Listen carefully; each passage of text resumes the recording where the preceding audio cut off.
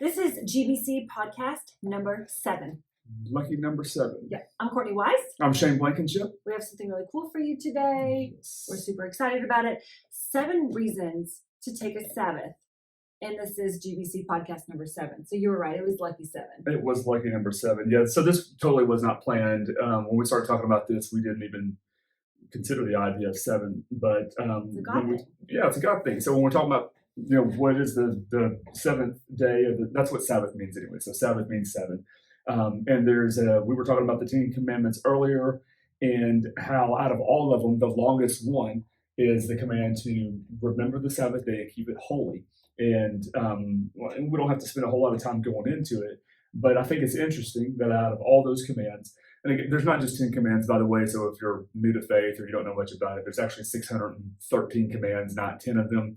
I did not know. I thought there were 10. Yeah, there's a lot of commands, and we make a big deal out of the 10. And another interesting point to that is that Jesus doesn't even, like, when Jesus is asked what are the greatest commandments, that happens in multiple places in the Gospels. His response is, love the Lord your God with all your mind, all your heart, with all your soul, and with all your strength, and love your neighbor as yourself. And he says the love your neighbor as yourself part, the second one, is equal to the first one. So love God, love people. Those are the 2 greatest. You don't hear any arguments, political, religious, about keeping those posted up at the courthouse or in the school. Right. You always hear about the 10, and then we don't even follow them. Well, and I think this one, we just sort of like skim through. And I know personally, I know none of you are like this. You're not a sinner like me. But it's like, oh, well, I go to church, so aren't I doing that? And like, we just broke it down earlier before we started rolling. And I'm like, no, I'm not doing that. Yeah, so let's tell them what that is. Yeah. So remember the Sabbath day by keeping it holy. There's actually, I'm going to go ahead and read the command to you. It is the longest command, but all of it's important, I think, for understanding what it means in the first place. So remember the Sabbath day by. Sure, we'll just keep going. Just keep going. I guess. All right. They're putting in fiber optic here at the church, and I guess we're going to listen to it while we go. So remember the Sabbath day by keeping it holy. 6 days you shall labor and do all your work. The 7th day. Oh my gosh. But the 7th day is a Sabbath to the Lord your God. On it you shall not do any work, neither you nor your son or daughter, nor your male or female servant, nor your animals, nor any foreigner residing in your town. So in other words, basically God's saying, hey, don't use you keeping a Sabbath as an opportunity to get somebody else to do the work for you. Right. Like, don't use your wife or your kids, or in this day, servants. We don't have servants today, praise God, but maybe your employees. Don't get your employees, use them to further your agenda so that you can keep the Sabbath. Because now, children. Yeah, or your children. Yeah, don't do this because I can't break God's law. Yeah. So don't use any of that. For in 6 days the Lord made the heavens and the earth, the sea, and all that is in them. But he rested on the 7th day. Therefore, the Lord blessed the Sabbath day, and he made it holy. So one of the things I think we certainly pull from that is this is not ours, it's God's. God created the heavens. God created the earth. God created the sea. Everything and all that is in them. So as followers of Christ, we understand that what we have is not really ours. It's a stewardship. It's a gift. It's all been given to us. And God says, look, I've made all this. I've done all this. 6 days I worked. The 7th day, I rested. Like, if I can do it, y'all can do it. Chill. Yeah, absolutely. I want you to do what I've done. So rest. Take a 7th day. So remember the Sabbath day. Sabbath, literally translated, is 7th. Mm-hmm. And I don't think we should get legalistic about that. But I think what is important is that it's a day. And by keeping it holy, translate the word holy literally, and it means to be set apart. It means to set it, there's something sacred about it. There's something set apart about it. There's something different from that than all the other days. And when he says, let's not get legalistic about it, we had talked in depth earlier when we weren't rolling. But if you're a firefighter or a nurse or a police officer and you have those odd schedules, you have to pick your own day. And we want to urge you to do that. But and I want to also say it's a compliment to Shane, because I am someone that loves lists. Okay. And this is the second time that we have shot this podcast, because I think that I think people like for you to tell them what they're allowed to do and what they're not allowed to do. And Shane's not going to do that, which I think is great. You're going to stick to what the word says, and he's going to translate it as best as he can. And the way that we've tried to do this for you, because yours truly, I should say for me, is to kind of create a list, but it's directly out of what we've taken out of the Bible. Yes. Okay, so I do want to say that it's to his credit that we did this. But the 7 reasons to take a Sabbath, the first one was because God said so. Yeah, I mean, God said to do it, so where do we get off not doing it? And he did it himself. And he did it himself. There's talk about lead by example. God leads by example. It is a command. Call it a command, a calling, however you want to look at it. But God says, hey, you should do this. This is when we think about 10 commandments in the context of morality. And so we could sit here and talk a little bit about, the morality even behind that one if we want to make it about morals. But at the end of the day, God's saying, hey, I've created in 6 days, I've worked in 6 days, and I made you in my image, and I'm telling you, now you do it. God commands us to do it, but yet, I think as humans too, we're all really good at picking and choosing the ones we. Yeah.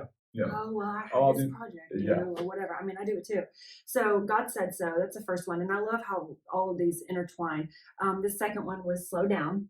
And what better time for us to talk about this than right now when we're dealing with the pandemic and everything's closed and we can't even go to church right now. So slow down. We're like, well, this is the slowest probably our society has been in years. Oh, absolutely. Absolutely. And when you could get, all excited about the fact that it slowed down, and by excited, I mean like not good excited, and the effects that it's having on the economy, the effects that it's having on, people's, personal finances, their livelihood, all that kind of stuff. And I don't want to minimize that in any way. But this whole idea of slowing down and what you just said, this is, it's forced us to slow down, if nothing else. The pandemic and the response to it is a forceful slowdown. Yeah. But maybe it's a great opportunity as we slow down for us to rediscover the whole idea of a Sabbath anyways. And some benefits behind doing that, if we even need benefits, to help us step into it. But just be able to rediscover this moment. The slow down piece, I think, is powerful because from a cultural perspective, a lot of us want to live our lives at 100 miles an hour.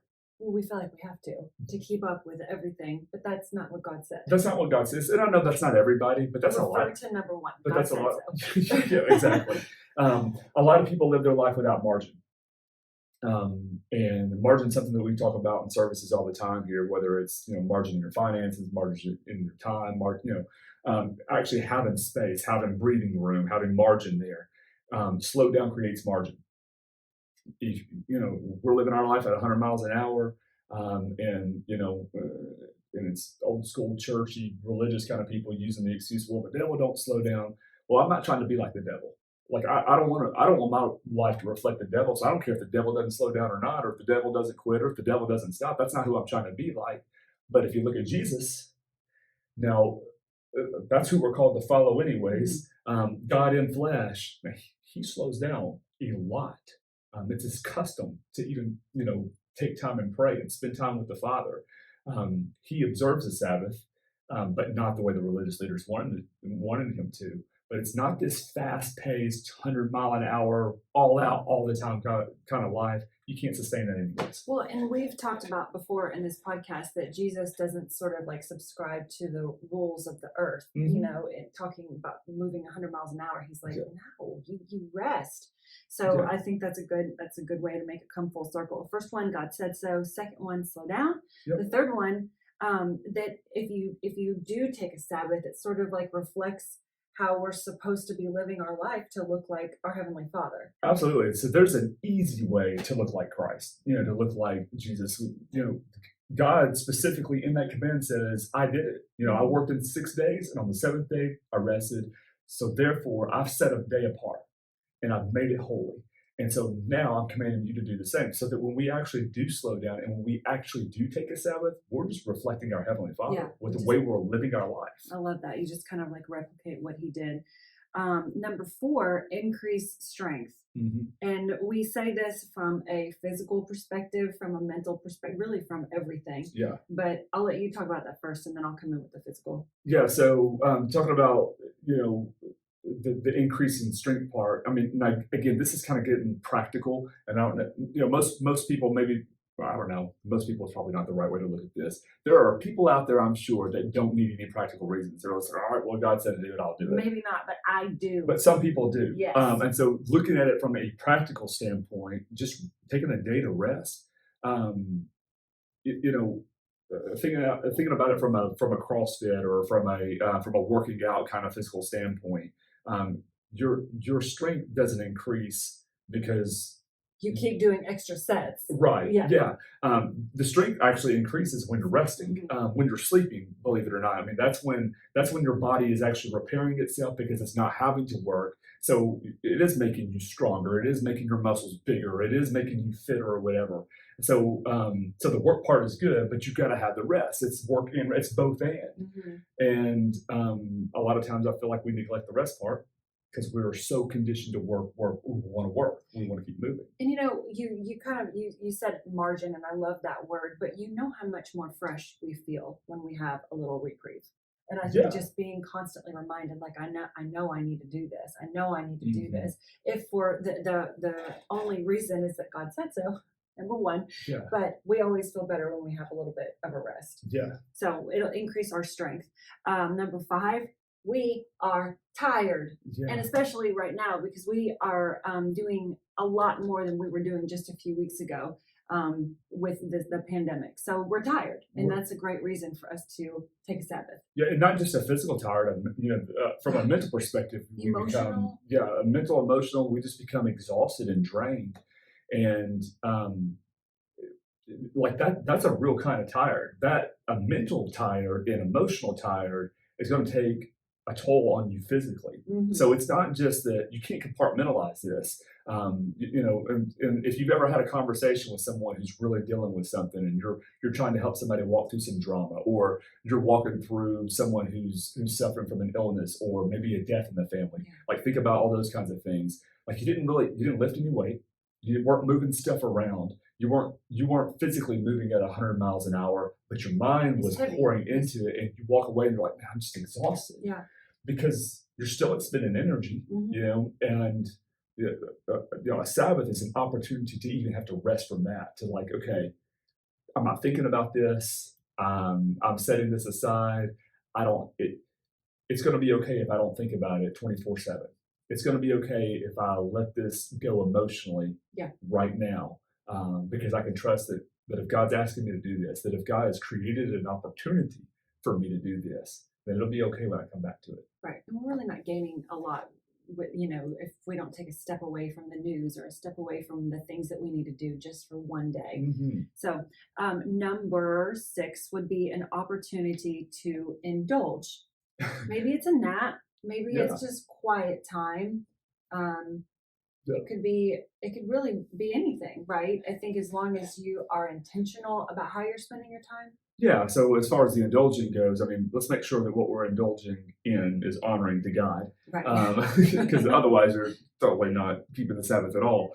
But I like the language of it's an opportunity to indulge, because we are creatures that like to indulge. Yeah. Whether it's shopping, indulge in some Netflix, indulge in some shopping, indulge in some chocolate, indulge in some, absolutely. I mean, we are a culture that indulges. Even if we have, we were talking about earlier, like the concept of a diet, and some people give themselves a cheat day. Well, what do you do on the cheat day? That's when you indulge. I'm going to be strict. Strict. There you go. Thank you. I'm going to be strict with my diet for 6 days a week, but on the 7th day, I'm going to indulge. Or for one meal, I'm going to indulge, or whatever it is. But we kind of build that in there. Why would we even do that? Because we know how we are. And there's something about us that likes to indulge. This is a great opportunity to indulge and rest, and feel okay about it. Yeah, indulge and sleep and be okay about it. Recover and not have to feel like you're missing out. Yeah, FOMO. FOMO, You're missing out. Number 7, be, not do. Yeah, that's probably my favorite one Yes, actually. me too. The Sabbath is a day to be, not to do anything.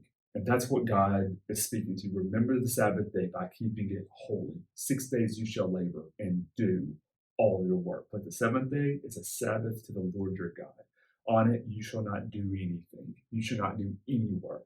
So this whole idea is that there's a day that God says, I want you to set aside one day and be with me. I want you to set aside not an hour, not an hour and a half, not 2 hours, not church. I want you to set aside a day and just be. Be in my presence. Be aware of what I've given you. Be aware of my purpose in your life. Be aware of how I'm fulfilling my promise in you. Be with me. Yeah, you're going to be with your family. Yeah, you're gonna maybe choose not to do some things on this day, or you're going to choose to do certain things, but let God be the center of it, um, and let it be about that, not what I'm trying to do, what I'm trying to accomplish. This is a day that's not about accomplishments. This is a day about being with Him. Well, I love your insight, and I love again that you are taking the words from the Bible and just trying to break them down for us. God did give me a gift of just being very transparent and open with people.